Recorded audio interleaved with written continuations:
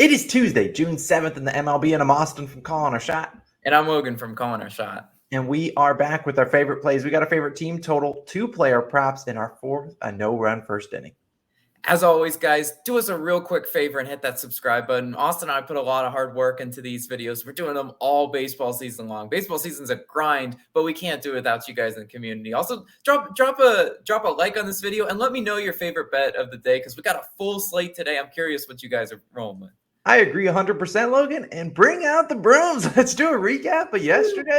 It was a 1-0 day. We had Padres team total over 3.5. Took some time, but they got us it eventually. Luke Voigt, shout out to you. Thank you for clutching up for the team. That was our only play of the day as we had Jose Ramirez over in bases, but that game was obviously postponed. So we'll take a 1-0 day for a full unit back. No complaints at all. Now I do have to remind you guys, on Odds Jam, we do have our parlay of the day. They're the sponsor of our video. It's the first link at the top of the description. I'll also put it in the pinned comment, so you can definitely check it out there. I don't think yesterday's hit, but we're getting back after it. Tuesday's parlay is a straight money winner, and we have to shout out all of our COS All-Stars. We appreciate it, as always. We've been helping you guys make some money. Definitely hit that join button on the channel. I don't have an updated list of All-Stars, but I'll shout you guys out in the NBA video, which will be live later on tonight. So definitely check that out. But Logan, I got no more intros. I'm ready for a winner. Yeah. How about, yesterday we got some team total magic, right? How about some more team total magic? And this one is a pure plug your nose, guys. I don't want to watch this game, though. Diamondbacks versus Reds. I'm taking the Diamondbacks team total over 4.5 runs. Currently, minus 110 odds on FanDuel, as Austin's point up here. FanDuel actually has the best value. It's very interesting to me. The other books have it slightly juiced in the overs direction. This line makes 0 sense. I'll explain it to you in a second. Diamondbacks haven't sniffed this line in 3 straight games. Their last 3 games, total runs scored 0, 0, and 1 run. And now the books are setting it at 4.5. Look, guys, when you're gambling, you realize that it's not actually about the players on the field. It's about the books and it's about the lines they're setting. They don't set 4.5 for no reason, right? Arizona's offense is also bad, and they know this. Arizona, 25th in runs per game, 27th in hits per game, 29th in strikeouts per game. Yet you're asking them to get 5 runs when they've been shut out twice in their last 3 games. Yeah, they're setting a hard trap on Diamondbacks under. That is 100% a trap. And if it's not a trap and the Diamondbacks do score 1 or 2 runs, I'll eat my humble pie and say, fine, you know what? A lot of people did make some money because the very square play is to pick the under in this one, especially since they're facing a good starting pitcher, right? Ashcraft's been good on the year, 1-0 and 2 earned runs in each of his last 3 starts, coming in with a 1.53 ERA. I mean, opponents versus Ashcraft have only scored 2, 1, and 1 run scored in the full game even. Just shocking, right? That they're setting, again, this line at 4.5. You're asking for 5 runs when Ashcraft's been so solid. But you know what? Always when you're facing the Reds, there's always opportunities late in the game. Cincinnati has a 4.92 bullpen ERA. That's second to last, 29th in the MLB. So there should be run opportunities late. And guys, with the over-under set at 10, the wind should be blowing out of this ballpark. And it's already a hitter-friendly ballpark. There should be a lot of long ball opportunities. And guess what? The Diamondbacks aren't great offensively, but they are good in the long ball, right? 11th best in at-bat to home run ratio overall, and first best in the MLB in at-bat to home run ratio on the road. We know this from experience. We've picked a lot of no-run first innings against the Diamondbacks, and how many home runs have they gotten against us? A ton, right? They do swing for the fences. It's been straight pain betting against the Diamondbacks, and I'm not doing it in this one. I think the Diamondbacks put up some hits and runs for sure, especially just because this line truly makes no sense. I'm line reading this one, and we're going to see if we can cash back-to-back team totals. But Austin, what do you got for us on player props? Yep, we got 2 player props, so I'm going to get right into it. Today I'm going to German Marquez, taking his over 5.5 hits allowed. He's the Colorado Rockies starting pitcher on the road today in San Francisco. Now, if you know Marquez, and we've been taking this line almost every single start, and he's been doing us very nicely because he's allowed 6+ hits in 8 of 10 starts this season, and he's allowing 11.62 hits per 9 innings. Now, he's had a couple decent starts in there, few and far between, but look, 11.962 hits per 9 innings. I'm all in. Now, in 3 road starts, hit the over in all 3, 6, 6, and 7 hits. We've cashed on the hook twice, which is fine with us. Now, we look at the San Francisco Giants bats. They have great splits versus Marquez. The only problem is you really never know who the Giants are trotting out there. So I'd come out here and list a bunch of guys, but I'm not going to do it because I don't know who the Giants are trotting out there. But we do know that the Giants are a team that kind of switches their lineup around, trying to put out the best lineup against that pitcher. So we know they're going to try to put out the best guys that they can get on base. Now, we look at the books. They're setting the Giants' first 5 team total at 2.5. So that's about a pick 'em odds. So they do expect the Giants to be able to get to Marquez for at least a run, a couple runs, potentially 3 or 4 if they do get hot.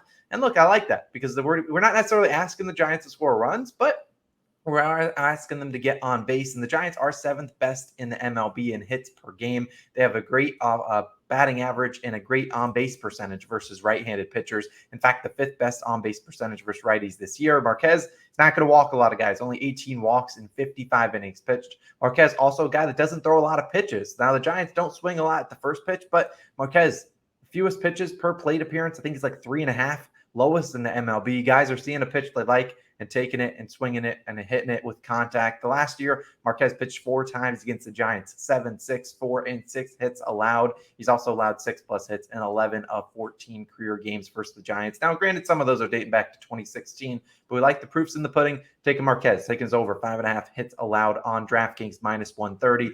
Now, my next pick, it's an interesting one. I'm wearing the Braves shirt, not necessarily for Acuna, who's this is for, but we're taking his teammate, Dansby Swanson, the guy that's going to bat right behind him. We're taking his over 0.5 singles -120 on DraftKings. Now, I forgot to pull up. Obviously, this is -130 on DraftKings for Marquez. And then we got, obviously, Dansby Swanson -120 for getting a single. Now, I do have to note, this does not cash. This play is not going to cash if he just gets a 1 hit and it's a double or a triple or a home run. We do need him to get a single, but great news for us. Dansby Swanson, master of the single. Since May 1st, he's really been hot. 309.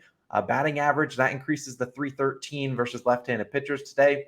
He's going up against Cole Irvin of the Oakland Athletics. He is a lefty. Now, Swanson has a hit in 24 of 33 games. I say that, he has a hit, but that's not necessarily what we need. He does have, in 24 of those games, he got a hit. 21 of them have been with at least 1 single or more. So a single in 21 of his last 33 games, 64%. He also crushing it at home. They're back at home in Atlanta. He's hitting 306 on the year average at home versus 242 on the road. So pretty big splits in his last 10 home games, batting .410, has a single in 7 of 10 home games. So I think Swanson's just going to get us a quick single. Hopefully that's in the first inning. We can cash this with Cole Irvin. Just throw us a quick meatball. Just let us get on base. And I think Dansby Swanson can get it done. So taking his over 0.5 singles if you want it.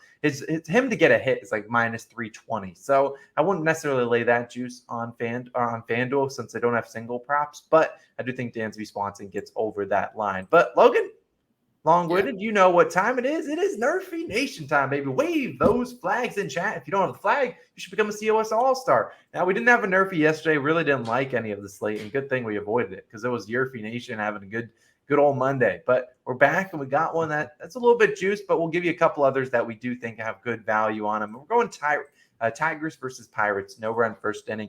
Now we switch over to odds, Jam. You see -139, which is almost about as juiced as we will take over on the Call on Our Shot channel. -140 on Caesars. You see -170 on DraftKings. That's ridiculous. But let's talk about it. Quintana, he's 9-1 on the NRFI so far this year. He's pitching for the Pirates. He's already NRFI'd versus the Tigers. The Tigers, a team that has struggled to score in the first inning. Now Quintana enters with a 2.33 ERA, 1.21 WHIP, and 41 Ks and 17 walks and 50.1 innings pitched. So not a guy that's going to walk a lot of people, which is what we need. Now Detroit hopefully makes him earn it. Now Detroit is 29th in first inning runs, second to last. Hasn't scored in 3 straight. Now we do want to note Miguel Cabrera does have good splits for Quintana, but he's only one hitter. As long as we can avoid a home run in PNC Park, which sometimes can be a little sketchy, I think Quintana can get us the first 3 outs. What about the next guy?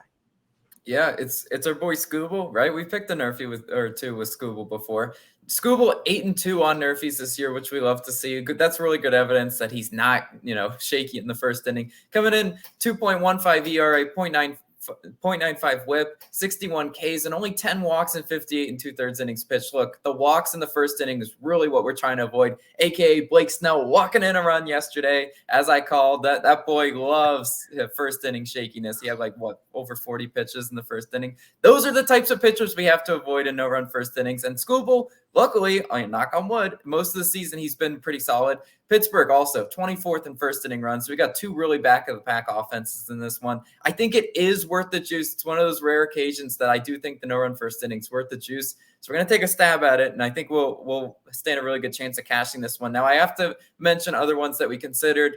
I sat here waffling about, right?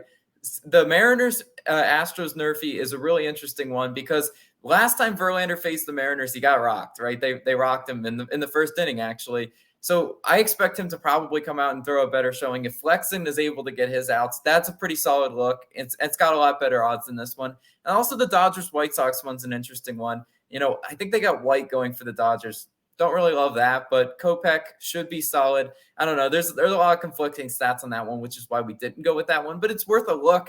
And then I want to talk about one that I think is a Yerfy Nation trap, right? We've gotten Nerfy Nation trapped before, right? We've gotten lines that we thought looked too good to be true, and they were.